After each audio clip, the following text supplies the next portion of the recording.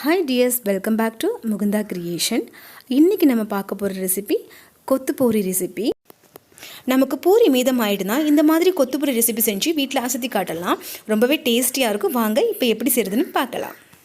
நீங்கள் நம்ம சேனலில் ஃபஸ்ட் டைம் பார்க்குறவங்களா இருந்தீங்கன்னா சப்ஸ்கிரைப் பண்ணிவிடுங்க.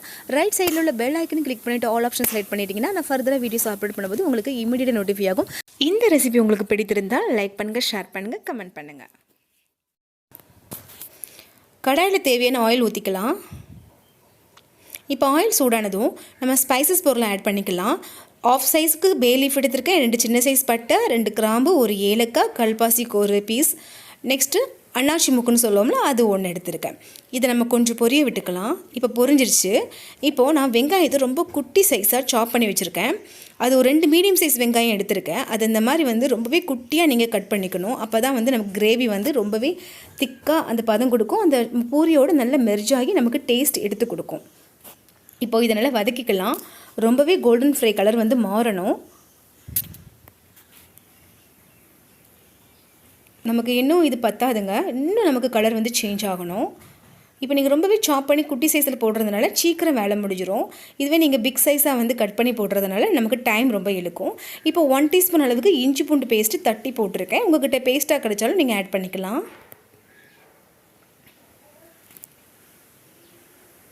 இப்போது ஒரு 2 மிளகாவை நான் ஸ்ப்ளிட் பண்ணியிருக்கேன். அது கூடவே 2 மீடியம் சைஸ் தக்காளி ஸ்லைஸ் பண்ணியிருக்கேன். இப்போ இதையும் நல்லா மெர்ஜாகிற மாதிரி நல்ல மசிற அளவுக்கு நம்ம வதக்கிக்கலாம்.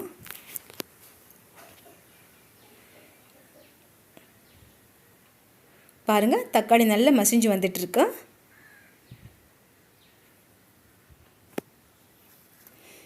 இந்த அளவுக்கு தக்காளி வெங்காயம் நல்லா நமக்கு மசியெல்லாம் வந்துருச்சு. இதுக்கு மசாலா ஆட் பண்ணிக்க போகிறோம். 1 டீஸ்பூன் அளவுக்கு மல்லித்தூள் எடுத்திருக்கேன். அது இதில் ஆட் பண்ணிடலாம். நெக்ஸ்ட் உங்கள் காரத்துக்கு தகுந்த மாதிரி 1 to 1.5 ஸ்பூன் மிளகாத்தூள் எடுத்திருக்கேன். ஸ்டவ்வை ஸ்லோ ஃப்ளேமில் வச்சு நல்லா வதக்கி விடலாம். மசாலாவோட பச்சை ஸ்மெல்லாம் போயிடுச்சு. இந்த டைமில் நம்ம தேவையான அளவு உப்பு ஆட் பண்ணிக்கலாம். இதில் எக்ஸ்ட்ரா கரம் மசாலா பொடி போட வேண்டிய அவசியம் இல்லை. ஏன்னா ஆல்ரெடி நம்ம முன்னாடியே தாளிசம் பண்ணிட்டோம் அதோடைய பொருளெல்லாம். இப்போ கொஞ்சமாக தண்ணி தொளிச்சு விடுறேன். இது ஒரு 1/2 டம்ளருக்கு இருக்கும்.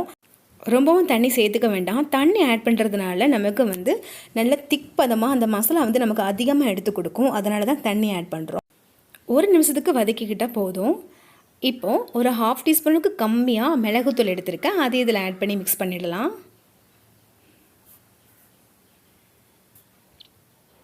இப்போது இதுக்கு 2 முட்டை நான் ஆட் பண்ணிக்க போகிறேன். முட்டை உடச்சி ஊற்றின பிறகு நம்ம ஒரு 5 செகண்டுக்கு அதை டிஸ்டர்ப் பண்ணாமல் அப்படியே விட்டுறலாம். இந்த முட்டை கூட நம்ம சின்ன சின்ன பீஸாக பூரியை அந்த மீதமான பூரியை சின்ன சின்ன சைஸாக கட் பண்ணி வச்சுருக்கோம்லாம் அதை இதில் ஆட் பண்ணிக்க போகிறோம். முட்டையை மிக்ஸ் பண்ணிட்டோன்னா முட்டை பாயில் ஆயிரும். அதுக்கப்புறம் நம்ம பூரி ஸ்லைஸ் பீஸ் எல்லாம் போட்டோம்னா அது ஒன்றோட ஒன்றா சேராது. அதுக்காக தான் முட்டையை நம்ம கிளறாமலேயே இந்த பூரி சைஸெல்லாம் சேர்த்து போட்டு அதுக்கப்புறம் கிளறி விடும்போது மசாலா பூரி அந்த முட்டை எல்லாமே கரெக்டாக மிங்கிள் ஆகும். அதுக்காக தான் நம்ம முட்டையை போட்டோன்னே அது டிஸ்டர்ப் பண்ணாமல் அதுக்கு மேலேயே நம்ம ஸ்லைஸ் பண்ண பூரியெல்லாம் எடுத்து போடுறோம். இந்த கொத்து பூரிக்கு நீங்கள் எவ்வளோக்குள்ளே அந்த பூரியை குட்டி சைஸாக கட் பண்ணிக்க முடியுமோ அந்தளவுக்கு பண்ணிக்காங்க. இப்போ நல்லா நமக்கு எல்லாமே சேர்ந்து பாருங்கள், மசாலா முட்டை பூரி எல்லாமே சேர்ந்து கரெக்டாக மிக்ஸ் ஆகிடுச்சு. இந்த மிக்சர் தான் நமக்கு நீடு. இந்த டைமில் ஸ்டவ்வை ஆஃப் பண்ணிவிட்டு நம்ம சர்வ் பண்ண ஆரம்பிச்சிடலாம். ரொம்பவே டேஸ்டியான ஒரு கொத்து பூரி நமக்கு ரெடி ஆகிடுச்சு. பூரி மீதம் ஆகிட்டுனா அது தூக்கி எரிஞ்சிடாமல் இந்த மாதிரி நம்ம செய்து வீட்டில் ஒரு டிஃபனாவோ ஒரு டின்னராவோ நம்ம பேலன்ஸ் பண்ணிடலாம். கண்டிப்பாக அந்த ரெசிபி உங்களுக்கு பிடிச்சிருக்கும்னு நம்புகிறேன். நீங்களும் ட்ரை பண்ணி பார்த்துட்டு உங்களுடைய ஸ்வீட்டான ஃபீட்பேக்கை கமெண்ட் பாக்ஸில் மென்ஷன் பண்ண மறந்துடாதீங்க. தேங்க்யூ.